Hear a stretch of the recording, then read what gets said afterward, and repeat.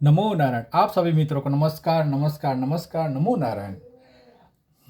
हमारे सनातन धर्म में सनातन यानी जो सतत है, सतत गतिशील है, न जिसका आरंभ और न अंत, उसे सनातन कहते हैं।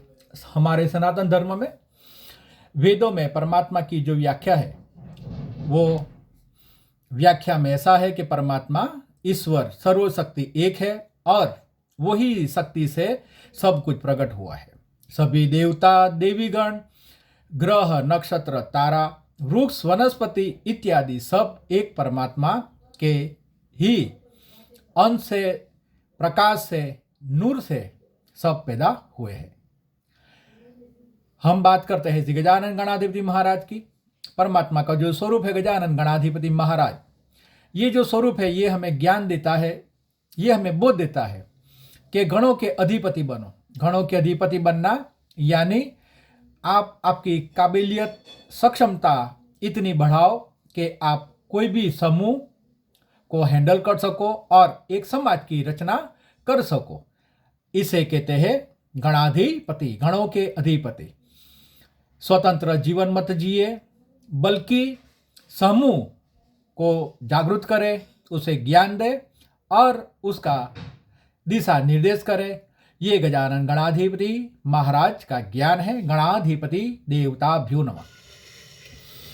महालक्ष्मी, महालक्ष्मी जो समुद्र में से प्रकट हुई है, परमात्मा की दिव्य चेतना जो सागर से प्रकट हुई, ये चेतना हमें क्या कहती है? ये चेतना हमें कहती है कि जो भी है वो सभी जल में से ही प्रकट हुआ है। जल में से प्रकट होता है सब और जल में ही विलीन हो जाता है। तो किसी भी चीज के लिए ज्यादा खुशी भी मत करे और ना दुख अपने मन में लाए। सब का प्रागट्य जल और अंत भी जल में होता है। जल ही जीवन है। ये भगवती माँ महादेवी महालक्ष्मी का ज्ञान है। भगवान श्री नारायण जो क्षीर सागर में फोड़े है, क्षीर सागर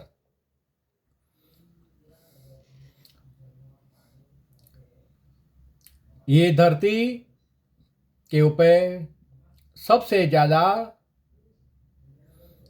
स्तोत्र जल देवता का है और ये स्तोत्र जल देवता के स्तोत्र में ही परमात्मा के स्वरूप का प्रागट्य हुआ है। नमो नारायण।